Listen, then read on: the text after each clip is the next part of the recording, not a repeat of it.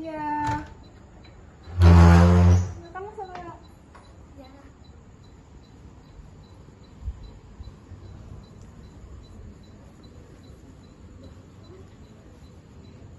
Oke. Ya. Oke. Halo Kak. Jadi apa kabarnya sebelumnya katanya? Alhamdulillah baik. Boleh perkenalan dulu Kak. Namanya siapa? Asalnya dari mana? Boleh. Nama saya Erika Syarilinda Pertiwi, asal dari Lampung Selatan. Kebetulan saya ngekos di sini sih. Jadi kakaknya di sini sudah kuliah ya? Ya, sebagai benar. mahasiswa. Kebetulan apa prodi apa yang kakak ambil? Saya ngambil prodi BKPI, Bimbingan Konseling. Kira-kira apa sih yang menjadi alasan kakak untuk memilih prodi itu? Awalnya karena suka dengan bimbingan karir sih sebenarnya. Awalnya dari masalah dulu susah milih mau jurusan apa. Ya. Dan dari situ ngeliat peran guru BK yang wah cukup keren, jadi termotivasi sih. Terus kakaknya selain kegiatan di kampus nih, ada kegiatan apa selain pelajaran? Saya ikut salah satu UKM, unit kegiatan mahasiswa di bidang fotografi sih kak. Kakaknya suka fotografi? Suka. Pernah ikut lomba atau apa gitu? Pernah. Dan mendapat juara? Alhamdulillah ya pernah. Kesan-pesannya ikut UKM itu apa sih? Pasti ada capeknya, capek. Cuman ngelihat relasi yang didapat, terus pengalaman-pengalaman, kesempatan-kesempatan yang ada, capeknya terbayar sih. Baik, di sini saya akan menjelaskan apa itu konseling ya. Jadi konseling itu layanan yang diberikan kepada individu itu untuk membantu individu itu memahami, mengatasi dan menyelesaikan masalah atau hambatan dalam hidup mereka. Nah, kebetulan di sini kan kami mengadakan layanan konseling karir. Jadi layanan konseling karir itu bertujuan untuk membantu individu dalam memahami, lalu mencari dan mengembangkan keterampilan dalam berkarir ya. Jadi, nah dalam konseling ini kami memiliki pendekatan. Saya jelaskan dulu ya. Yang pertama itu ada pendekatan psikoanalisis, di mana pendekatan ini nih kami berfokus pada masa lalu individu agar kami itu bisa menggali konflik batin yang mungkin tersembunyi dalam pikiran bawah sadar individu itu. Yang kedua itu ada pendekatan humanistik ya. Di sini kami berperan sebagai pendukung yang memungkinkan untuk konselor itu menemukan jawaban atas masalah mereka sendiri, bukan kami yang menentukan gitu. Yang terakhir itu ada pendekatan sistem, di mana individu itu sebagai sebuah sistem yang lebih besar seperti keluarga atau kelompok sosial, dan masalah individu itu seringkali dipengaruhi oleh dinamika dalam sistem tersebut. Nah, di sini kami akan menjelaskan fasilitas apa saja sih yang ada dalam konseling di sini. Jadi yang pertama itu ada kami menyediakan ruangan konseling yang nyaman. Lalu kami itu memiliki alat bantu psikologis. Kami juga membuka akses online konseling. Jadi bagi individu yang mungkin tidak nyaman untuk tatapan langsung bisa menghubungi kami lewat akses online gitu. Selanjutnya kami akan menjelaskan alat apa saja yang ada dalam konseling. Itu tentang kuesioner. Jadi di situ kami akan memberikan lembar yang isinya itu tentang tes kepribadian, intelijensi, dan minat bakat. Tujuan dari tes kepribadian sendiri itu untuk menganalisis individu itu dari segi psikologis dan membantu mengidentifikasi gangguan kepribadian atau kecenderungan psikologis tertentu pada individu.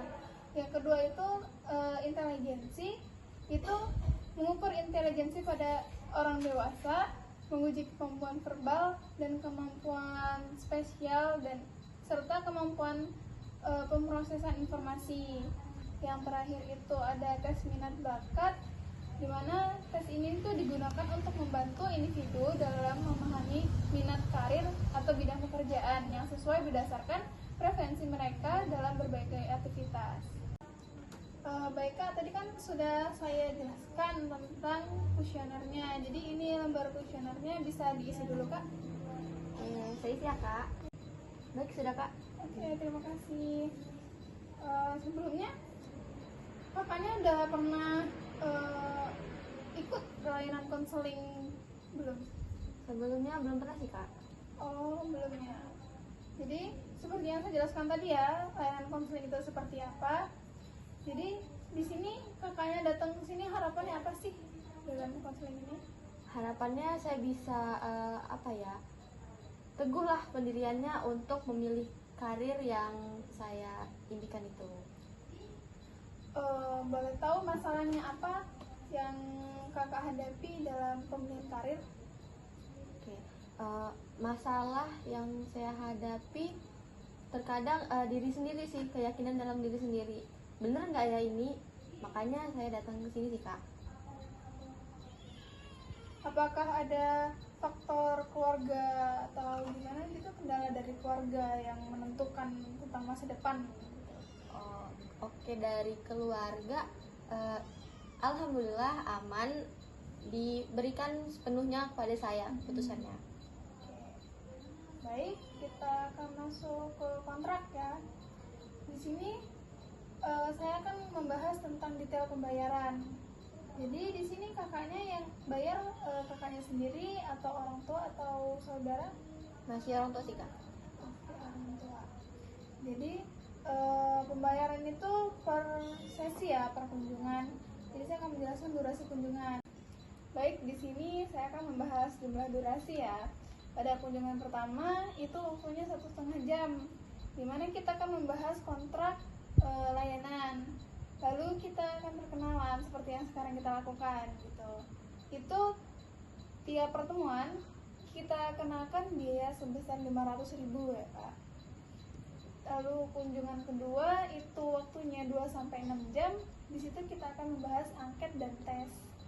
Kunjungan ketiga itu waktunya 2 jam. Di situ kita akan membahas feedback dan diskusi tentang tugas rumah atau angket. Jadi angket itu seperti yang kakak isi tadi, itu tentang data-data yang harus kakak isi, tapi ini bisa isinya di rumah gitu. Untuk kunjungan keempat, kita akan mendiskusikan hasil angket itu dalam sesi kedua gitu. Nah, dan di situ kita akan juga mencari ide apa sih yang bisa kita lakukan dalam menyelesaikan masalah ini gitu. Lalu kunjungan kelima itu waktunya 1,5 jam. Oh ya, kunjungan keempat tadi 1,5 jam ya Kak. Kunjungan kelima itu 1,5 jam lagi, dimana kita akan meninjau kemajuan dan pembinaan dalam pencarian kerja gitu. Kunjungan keenam kita menemukan tahap akhiran, yaitu penutup. Jadi kita akan memberikan lembar evaluasi yang dimana itu akan mengevaluasi proses konseling kita gitu. Jadi tiap kunjungan kita akan memberikan lembar evaluasi. Jadi di sini selanjutnya saya akan membahas asas-asas ya dalam kontrak ini. Yang pertama itu ada asas kerahasiaan, di mana kami itu sebagai konselor itu menjaga privasi konseli. Kami tidak diperbolehkan mengungkapkan informasi atau apapun itu tanpa izin, kecuali dalam situasi yang melibatkan risiko bahaya serius pada konseli atau orang lain. Yang kedua itu ada asas kesukarelaan, di mana konseli itu datang atas kemauannya sendiri tanpa sebuah paksaan. Kakaknya sendiri datang atas perintah orang tua atau mau kakaknya sendiri? Alhamdulillah sukarela. Baik. Yang ketiga tuh ada asas keterbukaan ya. Jadi dalam konseling ini diharapkan kakaknya tuh bisa terbuka gitu, menceritakan apapun tanpa rahasia apapun gitu, agar kita bisa menentukan solusi yang tepat gitu. Jadi dimohonkan kepada kakaknya untuk bisa terbuka dalam sesi konseling ini. Baik, tadi kan saya sudah menjelaskan tentang kontrak ya Kak. Jadi di sini kakaknya bisa tanda tangan dulu. Sudah Kak. Oke, terima kasih. Sebelumnya saya mau nanya, kakak kakaknya nih tahu informasi tentang layanan kami ini dari mana? Saya tahu dari Instagram sih kak. Untuk pemilihannya kenapa kakak bisa percaya gitu pada layanan kami? Oke. Dari Instagram itu saya melihat postingan-postingan di instansi kakak itu sudah terpercaya, jadi saya memilih di sini. Oke, sebelumnya kakaknya nih gimana sih selama ini dalam memilih karir gitu, dalam merencanakan karir? Oke, saya dari sekarang kan masih mahasiswa ya. Di SMA saya tuh melihat apa sih yang saya sukai gitu dalam pelajaran. Terus pada saat itu saya memilih psikologi sih ilmunya. Baik, tadi kan saya sudah menjelaskan tentang kontrak ya kak.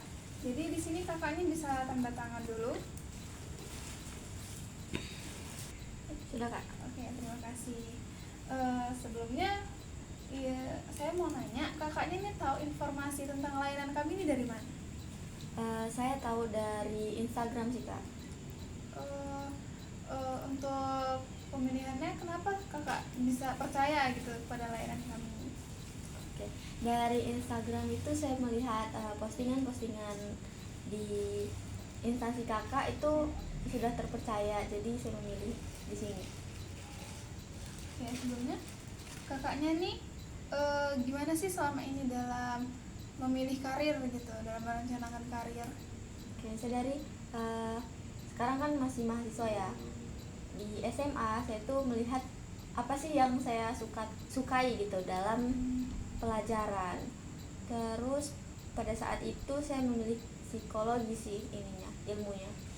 Oh, baik. Jadi, stop. Apa lagi? Oh, oke, baik. Cukup baik ya.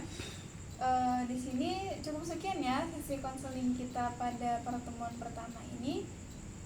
Sudah saya catat semua informasinya. Terima kasih juga kepada kakak yang sudah percaya kepada layanan kami gitu. Cukup sekian dari saya. Kira-kiranya kakak untuk sesi kedua itu bisanya kapan? Untuk besok belum bisa sih kak. Mungkin lusanya sudah bisa. Ya, Hari baik. Kamis berarti. Ya. Jadi kita pertemuan kedua untuk hari Kamis ya. Kita akan membahas angket dan tes. Jadi cukup sekian pertemuan kita kali ini. Kurang lebihnya saya mohon maaf ya kak. Jadi saya Eri, wassalamualaikum warahmatullahi wabarakatuh. Jadi di sini selanjutnya saya akan membahas asas-asas ya dalam kontrak ini. Yang pertama itu ada asas kerahasiaan, di mana kami itu sebagai konselor itu menjaga privasi konseli. Kami tidak diperbolehkan mengungkapkan informasi atau apapun itu tanpa izin, kecuali dalam situasi yang melibatkan risiko bahaya serius pada konseli atau orang lain. Yang kedua itu ada asas kesukarelaan, di mana konseli itu datang atas kemauannya sendiri tanpa sebuah paksaan. Kakaknya sendiri datang atas perintah orang tua atau mau kakaknya sendiri? Alhamdulillah sukarela. Baik. Yang ketiga tuh ada asas keterbukaan ya. Jadi dalam konseling ini diharapkan kakaknya tuh bisa terbuka gitu, menceritakan apapun tanpa rahasia apapun gitu, agar kita bisa menentukan solusi yang tepat gitu. Jadi dimohonkan kepada kakaknya untuk bisa terbuka dalam sesi konseling ini.